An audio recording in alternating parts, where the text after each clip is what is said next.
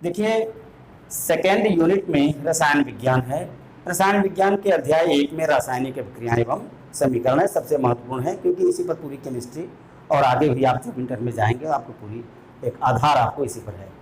तो रासायनिक अभिक्रियाएं एवं समीकरण, सबसे पहले आपको जाना है रासायनिक अभिक्रियाएं। यूँ तो आपके व्यवहारिक जीवन में आपके आसपास परिवेश में अभिक्रियाएं निरंतर चल रही हैं, लेकिन सैद्धांतिक ज्ञान हमको नहीं है। जैसे गन्ने के रस से सिरके में बदल जाना, ये घर में होता है सिरके का निर्माण, और इसी प्रकार से लोहा रखा हुआ है उस पर जंग लग जाना, ये भी रासायनिक अभिक्रियाएं ही हैं। लेकिन सैद्धांतिक रूप से हम पढ़ते हैं, एक परिभाषा आपके लिए लिखा हूँ, रासायनिक अभिक्रियाएं वे प्रक्रियाएं हैं। रासायनिक अभिक्रिया एक प्रक्रिया है, एक प्रोसेस है, जिनमें नए गुणधर्मों के साथ जब कोई रासायनिक पदार्थ होता है, एक या एक से अधिक, उनमें क्रियाएं होती हैं, तो नए गुणधर्मों के साथ नए पदार्थों का निर्माण होता है, और जो नए पदार्थ बनते हैं उसको हम उत्पाद कहते हैं। इसको हम अभिक्रिया के रूप में लिख करके ऐसे लिख सकते हैं। देखिए, ये बाईं ओर लिखा जाता है अभिकारक, इसको अभिकर्मक भी कहते हैं, और बाईं ओर से दाईं ओर तीर का निशान लगाते हैं और इधर क्या लिखा जाता है, उत्पाद या प्रोडक्ट। तो ये अभिकारक है, रिएजेंट या रिएक्टेंट, क्या बनाया, प्रोडक्ट बनाया। जैसे अगर मैग्नीशियम रिबन को हम जलाते हैं, उसका दहन करते हैं, तो मैग्नीशियम हमको लिखना पड़ेगा। मैग्नीशियम एक तत्व है, धातु है। मैग्नीशियम को जब हम जलाते हैं किसके उपस्थिति में, ऑक्सीजन, तो यहाँ पर हम लिख दिए ऑक्सीजन। वायुमंडल में सबसे अधिक हवा में ऑक्सीजन होती है, नाइट्रोजन के बाद ऑक्सीजन का नंबर है 78.6% नाइट्रोजन होता है, शेष भाग ऑक्सीजन होता है, और ऑक्सीजन ही जलाने में सहायता करता है, जलाता है किसी चीज़ को। तो ये ऑक्सीजन जब मैग्नीशियम को जलाता है, इसका दहन होता है, तो यहाँ पर प्राप्त होता है एक चमकीला लौ के साथ जलेगा मैग्नीशियम रिबन ऑक्सीजन के द्वारा, और इसके बाद क्या बनाता है, एक राख बनता है सफ़ेद रंग का, इसको कहते हैं हम मैग्नीशियम ऑक्साइड। मैग्नीशियम ऑक्साइड तो ये क्या है, अभिक्रिया हुआ। वैसे ही फास्फोरस को जब हम जलाते हैं तो फास्फोरस पेंटाऑक्साइड बनता है। ये अभिक्रियाएं निरंतर चलती रहती हैं, हर जगह सर्वत्र चलती हैं, हम लोगों के शरीर में भी चल रही हैं, विभिन्न प्रकार की जैव रासायनिक क्रियाएं। तो ये अभिक्रिया हुआ एक प्रक्रिया है जिनमें अभिकारकों द्वारा एक नए गुणधर्म के साथ एक नए पदार्थ का निर्माण हुआ। इसे हम रासायनिक अभिक्रिया कहते हैं। एक शब्द है रासायनिक समीकरण। समीकरण क्या है, इन अभिक्रियाओं को यदि हम शब्दों में लिखेंगे तो समय भी लगेगा और स्थान भी अधिक लगेगा। अतः इनको जब हम सूत्र के रूप में लिखते हैं अभिक्रियाओं को, तो जो क्या प्राप्त होता है, रासायनिक समीकरण। तो अभिक्रियाओं को सूत्र के रूप में व्यक्त करने की प्रक्रिया को कहते हैं रासायनिक समीकरण। जैसे मैं एक दो रासायनिक समीकरण आपको देकर समझा देता हूं।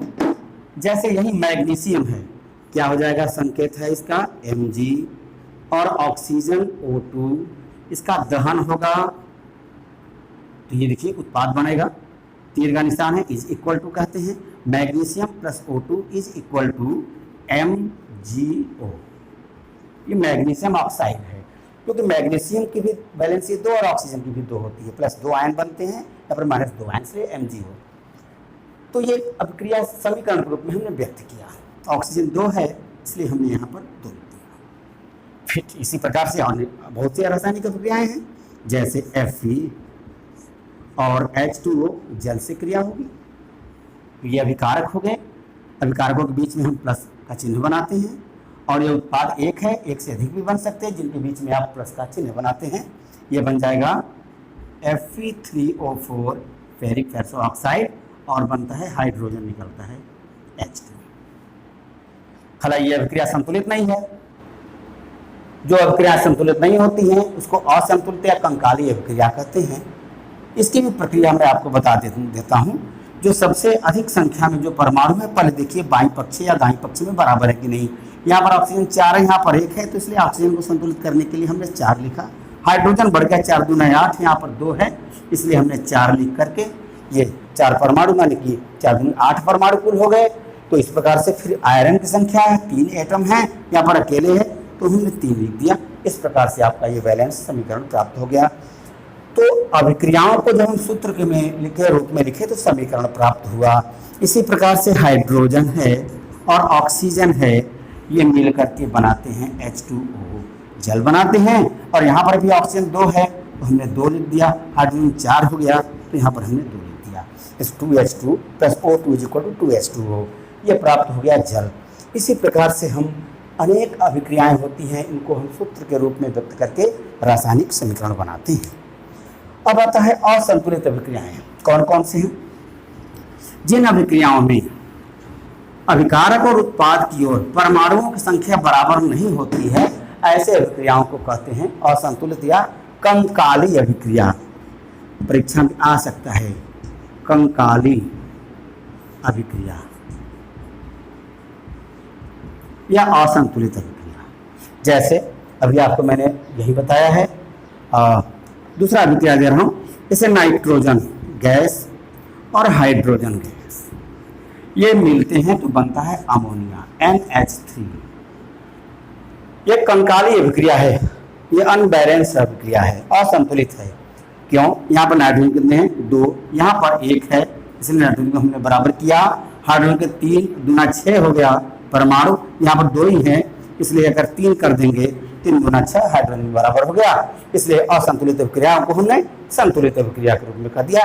दोनों तरफ भाई द्रव्य के द्रव्यमान संरक्षण सिद्धांत के अनुसार द्रव्य कभी नष्ट नहीं होता, भले इसका स्वरूप बदल जाता है। ऐसे ही यहाँ पर नाइट्रोजन और हाइड्रोजन नष्ट नहीं हुए, ये अमोनिया के रूप में बदल गए। परमाणुओं की संख्या दोनों पक्ष में बराबर है।